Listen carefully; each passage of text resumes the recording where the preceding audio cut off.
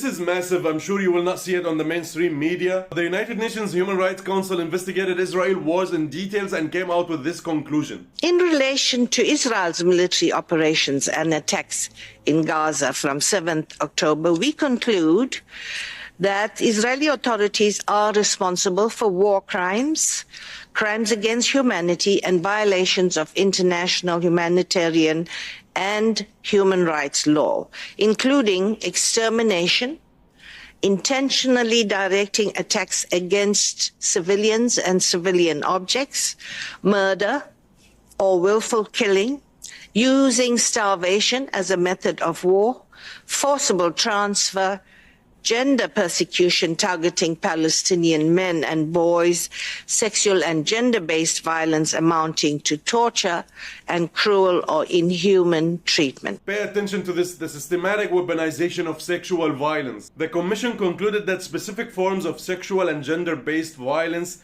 constitute part of the Israeli security forces' operating procedures. It's part of the procedure. This is the same sexual and gender-based violence that was all over the media on October the 7th, which was just an accusation without any formal proof. It gave Israel the green card in order to demolish Gaza. Let's continue.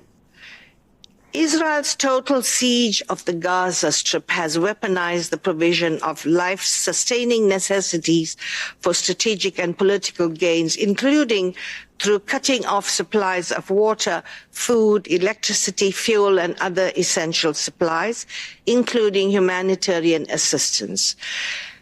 It constitutes collective punishment, disproportionately impacting pregnant women and persons with disabilities, and is causing grave harm to children, including starvation-related deaths. We found that the immense numbers of civilian casualties in Gaza and widespread destruction of civilian objects and infrastructure were the inevitable result of an intentional strategy to cause maximum damage. If this conclusion was done by the United Nations Human Rights Council in another country, and they came out with all these conclusions that have been committed, believe me, the United States with the United Kingdom and their Western allies, they would invade the hell out of this country. Because all these states have been calling for the rules-based order in Ukraine and calling for the respect of the international law just in Ukraine. They must at least respect the resolution of the Human Rights Council that sponsors the arms embargo on Israel. Unfortunately, they had to wait 8 months to come with this conclusion, which in fact will not have any ground effect, but must certainly have diplomatic and political effects and isolate more Israel. Because we have been seeing it every single day on our phone in front of our screen. And seriously, I'm not sure how the United States and the UK and some of the Western allies are not really worried about the ironclad remaining in alliance with those charges and the consequences that they will have in the future morally and legally. Please don't forget to share this video, put it in your stories, do as much as you can interactions, and please check the link in my bio if you want to help the people in the north of Gaza, families with kids, orphans and single mothers.